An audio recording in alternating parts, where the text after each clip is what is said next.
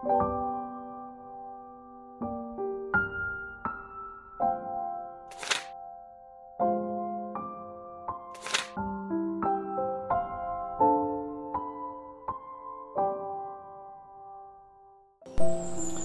Ebanghelyo para han ikakaruhaan nga Domingo han katuigan han tuigsi sumalakan sa Lucas kapitulo 12 versikulo 49 ngadto iton 53. Nagsiring Hesus sa iya mga tinunan, kinani ako hinpagsunog hantuna, karuyag ko unta nga magdilaab na ini.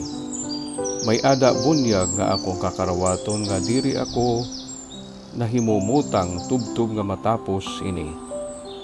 Naguna-huna ba kamo nga kinani ako hinpagdarahing kalinaw nga niha kalibutan? Susumatan ko kamo diri an kalinaw kundi an pagkabahin-bahin.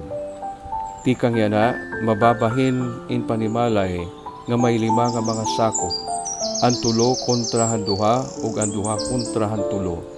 Makontra an mga amay hanira mga anak nga kalalakinan nganan mga anak kalalakinan makontrahan ira mga amay, makontraan mga iroyhan ira mga anak kababayinan, nganan mga anak kababayinan makontrahan ira mga iroy, makontraan ugangan nga kababayinan han ira umagan nga kababayinan, nganan umagan nga kababayinan makontra han ira ugangan nga kababayinan. Kabugtuan ang Ebanghelyo han Ginoo, pagdayawon ka Kristo. Kung may sunog, nagkakalagiw kita. No? Kung may sunog, nahikagikan kita. Kung may sunog, karuyag ta nga waray kita dida. Iba ini nga sunog nga kan Jesus igin susumata aton.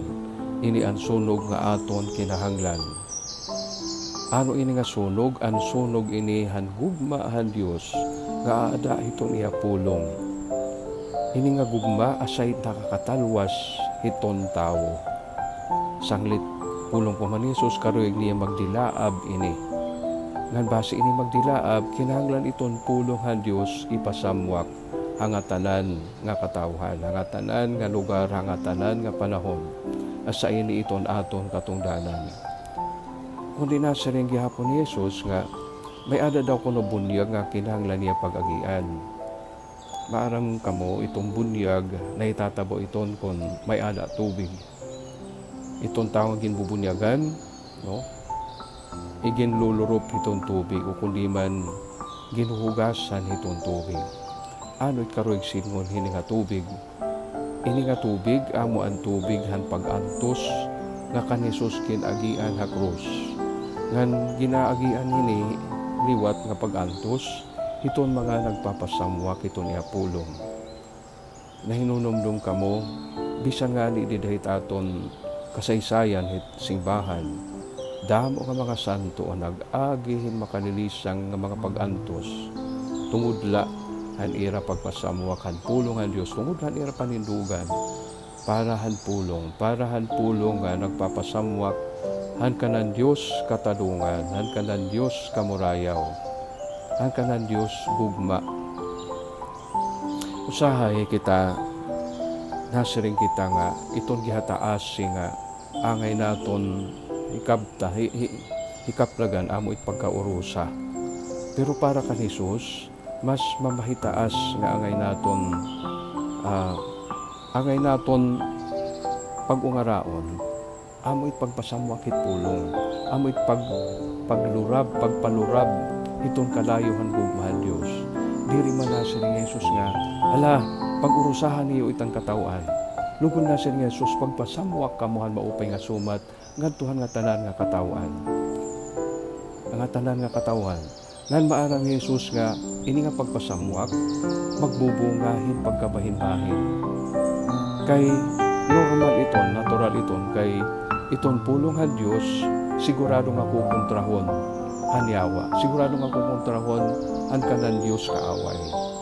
Ngan kukontrahon iton mga tao, ngan iragin mamaurog, amo ang ginmamaurog han kalibutan. Sanglit diro urusahon nga nasa ni Jesus nga bisan dida mismo itaton mga panimalay hitatabo ini.